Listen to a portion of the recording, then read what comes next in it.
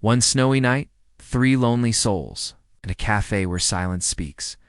When hearts break, how does a city hold them together? This is a story of lost love, unheard heartbeats, and the moment when silence said everything. Asterisk the first snow had started to fall like a whisper from the heavens, soft and unannounced. Paris, usually humming with motion and voices, had begun to quiet itself. The streets glowed under the golden lanterns, and rooftops began to wear their white veils. It was the kind of night that asked you to listen, not with your ears, but with your soul. Asterisk in the Marais district, where the buildings were older than memories and the alleyways echoed with stories untold, a small cafe remained open. The lights inside were warm, but the place was almost empty. Only the occasional passerby glanced in through the window, tempted by the smell of coffee and safety. Asterisk inside, Etienne stood behind the counter, a man in his late 30s, with soft eyes that looked like they had seen many winters, but rarely. Any spring? He wasn't a man of many words. His world existed in moments, the hiss of the espresso machine, the clink of ceramic, the gentle jazz playing low on the radio. Asterisk tonight, however, was different. He could feel it in his bones. Snow wasn't just weather. It was a signal, beginning, or maybe an end. Asterisk, at exactly 7:06 p.m., the door chimed, and in walked a woman. Not too tall, wrapped in a burgundy coat, with dark curls tumbling from her wool hat. She paused by the entrance, brushing snowflakes from her shoulders, and then looked at him. Asterisk, their eyes met. Not for long, just a moment. But something passed between them, not a spark, but a silence. She took a seat near the window. Un chocolate chaud, s'il vous plaît, she said softly. Asterisk Etienne nodded. No smile, just understanding. He moved with grace, making the drink. With care, adding just a touch of cinnamon like his mother used to. When he placed the cup before her, he didn't say a word. But she looked up and said, "Mercy." Asterisk outside. The snow thickened. Time inside the cafe seemed to slow. She sat there, holding the warm cup between her hands, not drinking, just breathing. Asterisk, do you believe, she said suddenly, her voice barely above the music, that sometimes cities talk to you? Etienne looked up, mildly surprised. Not in words, she clarified, but in signs, in snow, in the way a lamp flickers or a dog barks at nothing. Asterisk, he thought for a moment. Then he nodded. I think Paris speaks most clearly when she's silent, he replied. The woman smiled faintly. That's beautiful. Asterisk. They didn't talk again for a while. She drank her hot chocolate slowly, as though savoring not just the taste, but the warmth it brought to her chest. Etienne cleaned the already clean counter. Asterisk at 8:15. Another customer entered, a man, this time, wearing a black coat and an EMT badge on his arm. He looked exhausted. Snowflakes melted on his beard as he shook his head slightly, trying to wake himself up. Asterisk, double espresso. Black, he said in a gravelly voice. Asterisk, Etienne didn't ask questions. He prepared it quickly, passing it over without a word. The man downed it in one shot. Asterisk, rough night. The woman asked him, her voice now a bit steadier. Asterisk, he looked at her, surprised she'd spoken. Asterisk, old man slipped on ice, he muttered. Broke his hip. Took me 40 minutes to reach him. Snow's choking the roads. Asterisk, she winced. I'm sorry. Asterisk, he gave a tired laugh. Wasn't.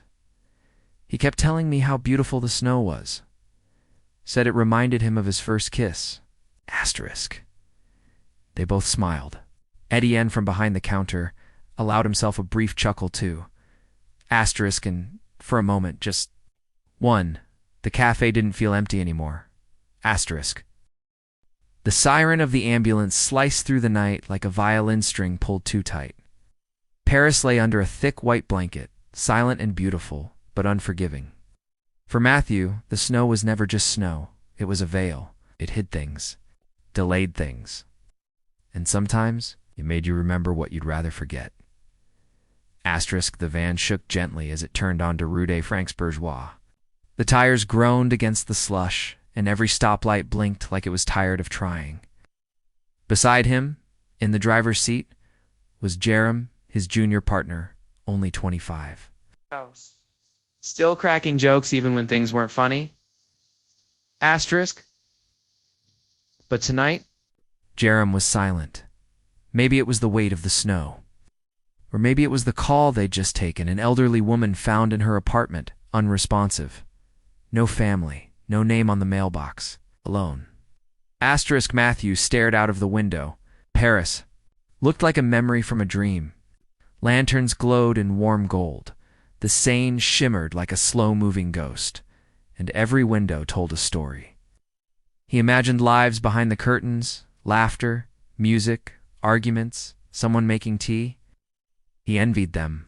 Asterisk because for him, Paris had stopped. Feeling like home a long time ago? Asterisk they pulled into the emergency lane of Hotel Dieu, the old hospital near Notre Dame. As nurses came out to receive the patient, Matthew stayed back for a moment in the van. He looked at the name on the file again. Madame Colette Vernier, 83 years old. No known relatives. Found in her bed holding a faded photograph of someone he didn't recognize. Asterisk. He gently folded the blanket over her before they wheeled her away. That small gesture, just that, was his way of saying, I see you. Asterisk back inside the ambulance. As they waited for the next call, Jerem broke. The silence?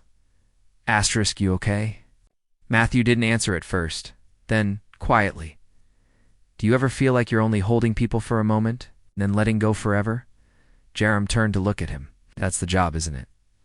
Asterisk, no, Matthew said, voice tight. The job is saving them. But I keep wondering what happens after. Jerome didn't have an answer. The radio crackled. Another call. Asterisk Matthew sighed and turned the keys. The siren roared to life again. Snow splashed under the tires as they drove deeper into the city's white silence. At 12:42 a.m., they stopped for coffee. Asterisk, same cafe as before. The same old yellow light glowing like a soft ember in the cold. Asterisk Matthew entered alone. The bell above the door chimed again. This time it sounded heavier. Asterisk he noticed Etienne behind the counter, still there, still quiet. The woman in the burgundy coat was gone, but her empty cup remained, as if the memory of her still lingered. Asterisk Matthew ordered.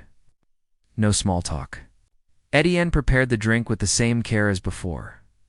Asterisk as he sipped the hot espresso. Matthew's eyes drifted toward the window. Outside, a young couple crossed the street laughing, slipping on the ice, holding hands, saving each other from falling. Asterisk he watched them with something like envy or regret. Asterisk Etienne finally spoke. Hard night. Asterisk Matthew nodded. Is there any other kind? Asterisk Etienne looked down. There used to be. Asterisk they stood in silence for a while, not awkward, not tense, just tired. Asterisk then Matthew said something. He hadn't said aloud in years. Asterisk, my wife died in the snow. Asterisk Etienne looked up, eyes steady, no questions, just listening. Asterisk 6 years ago, Matthew continued. Car skidded on black ice. I was on shift. Got the call. Didn't know it was her until I arrived. Etienne inhaled, but still said nothing. She was the one lying on the road, hair full of snow. I kept thinking, if I had taken the earlier shift, I might have been there sooner. Asterisk. Now Etienne spoke, softly. You did everything you could. Asterisk Matthew chuckled bitterly. Funny. That's exactly what the paramedic told me that night. Asterisk Etienne didn't offer advice. Didn't. Say it gets better. He just stood there, quiet as snowfall.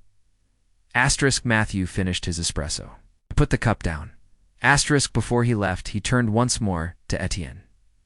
Thanks, Asterisk, for the coffee, Etienne asked. Asterisk no, Matthew said, for not saying too much. Asterisk the door closed behind him. Snow continued to fall. Outside, the city was frozen, but not dead. Somewhere a saxophone played from a balcony. Somewhere a dog barked. Somewhere, someone lit a candle, asterisk, and somewhere else. A woman stood in the hallway of an old apartment building, staring at a nameplate on a door she hadn't seen in years.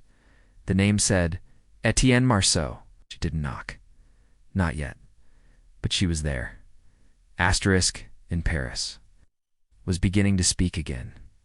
Asterisk. She hadn't planned to return. Not to Paris, not to this street, not to his door. But here she was, standing still in the hallway, like a statue carved by memory. The snow clung to her coat, melted in tiny rivulets along her scarf. Her hands trembled, slightly not from the cold, but from everything inside her that hadn't thawed in years. Asterisk, her name was Clara Rousseau, and the city knew her well once. Asterisk, before she left, Clara was a violinist, not the famous kind. Not the kind who graced grand stages and silk programs. The kind who played in cafes, metro tunnels, and street corners, pouring heartbeats into bowstrokes. The kind who played because she couldn't breathe if she didn't. Asterisk and Etienne was once her world. Asterisk. It had been 9 years since she had last seen him. 9 years since she had walked away with her violin and silence, thinking time would ease the pain. But time, like snow, only buried what it couldn't melt. Asterisk, now she was back, and she didn't fully know why. Maybe it was fate. Maybe it was guilt. Or maybe it was the letter she found last month. It's hidden between the pages of an old book. It's written in Etienne's handwriting but never sent. Asterisk, if you ever come back, the door will be open. Asterisk, she hadn't knocked on that door yet. She wasn't ready. So, instead, she had wandered. Asterisk, earlier that evening, she had entered the cafe without knowing he'd be there. Asterisk, she had told herself it was coincidence. But when she saw Etienne behind the counter, the lie dissolved instantly. He hadn't changed much, maybe a few more gray strands near his temples, maybe quieter in posture, but his presence. It was the same, and he had served her without recognition. Or perhaps he'd recognized her and just didn't show it. That possibility had stayed with her all night. Asterisk now, hours later. She stood at his door. Asterisk. She lifted her hand to knock, but hesitated. Asterisk, the past was heavy. How do you greet a man whose heart you once broke without saying a word? She turned to leave, but fate had other plans. Behind her, the apartment door creaked open. She froze. Clara. The voice was unmistakable. She turned slowly. Asterisk, Etienne stood there, barefoot in a gray sweater and dark trousers, his expression unreadable. The hallway light above flickered once, then steadied. Neither of them spoke for a long time. Finally, she found her voice. I didn't mean to disturb you. You didn't? He said quietly. I was just... She paused. I was at the cafe earlier. Asterisk, I know. Asterisk, you knew it was me. Asterisk, I always knew it would be you. His words landed softly, but they shook her. She looked down, embarrassed. You didn't say anything. Asterisk. There was nothing left to say, Etienne replied, his voice level. Until now. He stepped aside and opened the door wider. Asterisk. She hesitated only a second before stepping in. Asterisk, the apartment hadn't changed. Wooden shelves lined the walls, stacked with books and vinyl records. A small table near the window still held the plant she had gifted him, a withered skeleton now. The same jazz was playing low in the background. It was like stepping into a memory preserved in amber. He poured them both tea. She took the cup. With both hands, letting the warmth anchor her. Asterisk, I've imagined this moment so many times, she said softly. But now that I'm here, I don't know where to begin. Asterisk, then don't, Etienne replied. Just be here. Asterisk, they sat. In silence. For a while, that was enough. Then, slowly, she began. I went to Amsterdam. Played in a quartet. Traveled to Vienna, London, even Tokyo once. He nodded but said nothing. I was always moving, always searching, but something was always missing. Asterisk. She looked up at him. I told myself it was the music. But I know. Now it was you. Etienne's gaze didn't waver. I hurt you, she said asterisk. Yes. Asterisk, I was afraid. Of love. Of what I was becoming with you. It felt too safe. Too complete. Like I didn't deserve it. Asterisk, he leaned forward slightly. And now. Asterisk, I still don't know if I deserve it, she said. But I'm tired of running. Asterisk, he studied her for a moment. Then quietly. So what do you want, Clara? Asterisk. She set the cup down. I want to play again. Not for the world. For us. I want to find what we lost that winter. Still have your violin, he said. Asterisk, her eyes widened. What? Asterisk. You left it here? The day you walked out? I never opened the case. I couldn't. Asterisk, he stood and walked to a small closet. From it, he retrieved a dust-covered black case. He held it like something sacred. Asterisk, she took it from him, hands trembling. Opened the latch. The violin inside looked. Asleep, quiet, but alive. Asterisk, without a word, she lifted it, placed it under her chin, drew the bow. A single note, then another. A slow melody emerged. Haunting, gentle, full of forgiveness. And Etienne closed his eyes. Not because he was sad, but because something in him had finally exhaled. Outside, the snow still fell. But inside that small apartment, time had paused. Not to rewind, not to regret, but to heal. Asterisk. Long before the cafe, before the quiet nights and folded napkins, Etienne had been someone else. Asterisk, there was a time he filled rooms with laughter, played piano at small gatherings, and told stories that made people forget the rain. He had not. Always been this man of measured words and controlled breath. Once he had dreamed of concert halls, music that moved the soul. Asterisk, but dreams like snow sometimes melt too soon. 15 years ago, Etienne had been engaged. Asterisk, her name was Elise, a painter who believed colors had moods and canvases could breathe. Their apartment had smelled of turpentine and coffee, always echoing with music and arguments about beauty. They had planned to open a small gallery together. He would compose, she would display, but it never happened. On a February morning, Elise had taken her bicycle to Montmartre, chasing light for a winter sketch. The snow was heavy that day, and visibility low. Speeding car, a sheet of ice. A second too late. Etienne never got to say goodbye. The world that had once burst with color turned to grays. He stopped playing. He sold the piano, packed away. Elise's canvases in the attic, and never spoke her name again. Asterisk, for years. He wandered through Paris like a ghost, present but not alive. Asterisk, and then one day, years later, Clara walked into his cafe. Clara was sunlight and shadow. She would play violin near the Seine, drawing crowds with pieces he recognized from long ago. But it wasn't her technique that moved him. It was the sadness behind each note, as if she too had met silence and made peace with it. Asterisk, they became. Friends, then more. Asterisk, but just as Etienne started to believe in spring again, Clara vanished. No fight, no explanation, just a folded note under a coffee cup that said, "Forgive me, I have to go." It was Elise all over again, and so he buried it again until tonight. Clara's return had stirred something Etienne had long sealed shut. Now, as she slept in his guest room, the room once meant to be Elise's studio, he sat in the living room. A cup of untouched tea beside him. Asterisk, the snow tapped gently against the windows. Like shy fingertips, asterisk, he stood and walked to the bookshelf. Behind a stack of old records, he pulled out a leather notebook, worn, stained, frayed at the corners. Asterisk, inside were pages of music. Compositions he had written for Elise, and later, unfinished ones for Clara. Asterisk, he hadn't looked at them.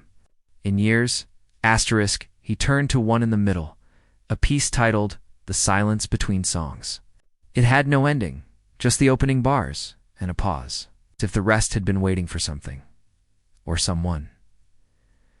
Asterisk, the next morning, Clara woke to the smell of fresh croissants and soft jazz playing. Asterisk, she stepped into the kitchen and found Etienne standing at the stove, warming milk. Asterisk he turned and saw her. For the first time in years they both smiled. Not the kind that hides pain, but the kind that dares to hope. Asterisk sleep okay? He asked. Asterisk she nodded. Better than I have. In months, I've something to show you, he said. He led her to the small upright piano near the window, a new one. Quiet, modest. Asterisk from the side table. He picked up the leather notebook and placed it in front of her. Asterisk, I started this for Elise, he said, voice calm, but I never finished. Then I started again, for you, and then I stopped again. Asterisk. She opened the pages slowly, as if they might tear with breath alone. Asterisk, will you finish it now? She asked gently. Asterisk, he looked at her, a long pause, and then said, only if you play it with me. She nodded. That afternoon, the cafe remained closed, but from inside, music spilled out. Asterisk soft, trembling at first, but then bold, like a heart remembering how to beat. Etienne played the piano. Clara played the violin. Asterisk together. They filled the silence that had once defined them. Asterisk outside. Paris listened. Meanwhile, across town, Matthew leaned on the hood of his parked ambulance, watching the snow fall. Asterisk he looked at his phone, hesitated, then called a number he hadn't dialed in 2 years. It rang and rang. Then a voice. Hello, asterisk. He closed his eyes. Asterisk high. It's me. Another pause. Then a soft laugh. Took you long enough. Everything was changing. Asterisk. The snow was still falling, but now it didn't feel heavy. It felt like a blanket not to bury, but to hold. The snow did not stop. Asterisk, it had been falling for over 30 hours now, blanketing Paris in a stillness deeper than sleep. Traffic had slowed to a crawl, and even the hurried Parisians had given in. Walking slower, breathing softer, speaking less, asterisk, but somewhere beneath the hush of white, something was stirring. Old wounds, old songs, old promises. Asterisk. Etienne stood outside the cafe just before closing. A faint warmth glowed behind him through the steamed-up glass windows. Inside, Clara tuned her violin. She would perform here tonight, a quiet return. Nothing grand. No flyers. Just a few chairs, a few neighbors, some familiar faces. Asterisk and one. Stranger she didn't know was coming. Across the city, Matthew sat at his desk in the paramedic break room, staring at the screen of his phone. The snow had canceled a few of the night shifts. For once there was a pause. And he wasn't used to pauses. Asterisk, the call he'd made the day before to his sister had lasted only 3 minutes. But it was more than he'd expected. It ended with her saying, come by this weekend, you can meet your niece. It's asterisk he hadn't even known he was an uncle. Asterisk now, holding the cup of lukewarm coffee. He realized something. He didn't want to spend this night alone. He thought of the cafe, the music, the woman with eyes full of memory, and a man who poured silence into coffee. Cups like it was healing. He got up and left. Asterisk. The chairs were arranged in a rough circle. Asterisk candles flickered on each table, melting into their holders like time itself. People entered slowly, a curious neighbor, an older man with a limp, a couple who passed by and heard music. Even Jerem arrived, half frozen but smiling, mouthing to Etienne, you owe me a drink for this. Clara took the small wooden platform at the back. She didn't speak. Asterisk. She just raised her violin and began. The first note hung in the air like a snowflake suspended in time. Then another, and another. Asterisk. Her bow slid across strings like memory across skin. Asterisk Etienne joined her on the piano, playing a melody he had once buried, but now could finally breathe again. Asterisk. It wasn't perfect, it wasn't polished, but it was true. Matthew stepped in halfway through the piece. The warmth hit him like a wave. He stood near the back, not wanting to interrupt. His eyes scanned the room and fell on Etienne. They shared a nod. Not of recognition, but of belonging. Something inside Matthew loosened. He sat. Asterisk, and for the first time in years, he listened.